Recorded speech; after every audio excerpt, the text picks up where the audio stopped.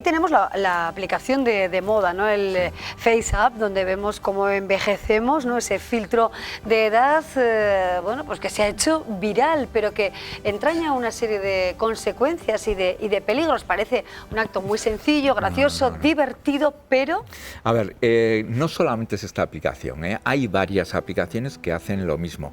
El problema de esta aplicación, pero insisto, que es puntual por una serie de circunstancias y se ha puesto de moda, pero el problema real es que coge la imagen, la lleva a la red y durante por lo menos 48 horas, que es lo que dice, porque la empresa es una empresa rusa, tus imágenes están allá a disposición de todo el que quiera entrar. Y eso es muy peligroso porque estamos dando datos nuestros para un posible reconocimiento de caras. ¿Y cómo está funcionando el reconocimiento de caras? Pues por ejemplo en China ya hay ciertas ciudades donde están en los semáforos, en la calle, etcétera, estos sistemas de reconocer a personas mediante imagen. Y luego cuando ciertos estudiantes llegan a los 18 años y quieren entrar a una universidad, les dice usted no, porque ha hecho 3 actos muy concretos que no nos gustan para un universitario. Entonces se puede reconocer a cualquier persona. El problema de la aplicación FaceApp es que coge la imagen, va directamente a la red, en la red está X tiempo, se modifica.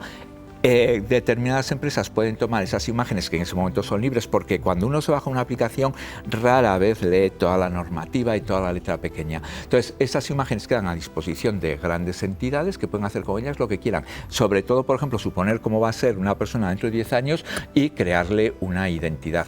Tengo que decir que esta aplicación surgió en el año 2017, o sea que ya es vieja, y que tuvo grandes problemas legales porque te permitía saber cómo es una persona en otras razas, ¿no? Entonces ya aquello hubo un gran movimiento en Estados Unidos en contra de esta aplicación debido a que era éticamente, vamos, una barbaridad.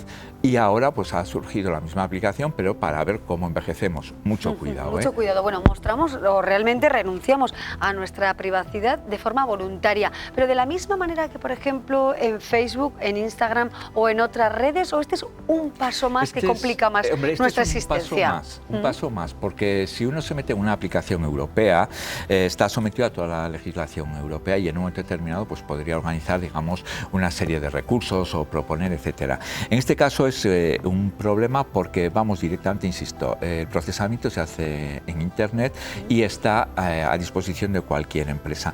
Es un paso más, pero hay muchas aplicaciones, no solamente es esta, hay muchísimas aplicaciones. Yo siempre digo lo mismo, me da igual Instagram, me da igual Facebook, etcétera, creo que lo he dicho aquí también. Existe un artículo publicado hace menos de un año y pico, donde se cogen las imágenes de Instagram emitidas por, puestas por adolescentes y se estudia la probabilidad de caer en depresión en X tiempo y el nivel de acierto es del 98-99%.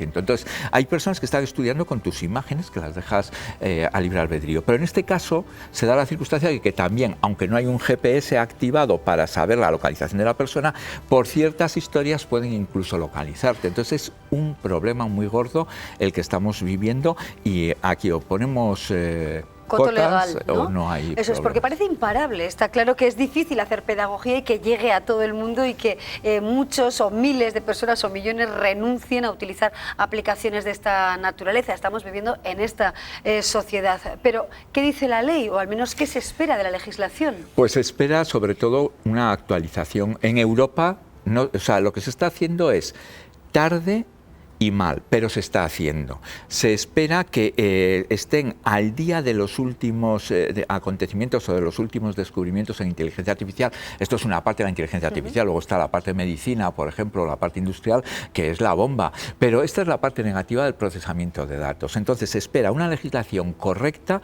y a tiempo, no que venga con 4 o 5 años de retraso. Entonces, cuando digo a tiempo, es a tiempo. Insisto que a día de hoy, con ciertas aplicaciones, puedo construir de una persona una trayectoria de vida totalmente falsa y generar muchos problemas. Y eso está ahí. Claro, el sector de la banca también está utilizando esto, ¿no? La banca sí.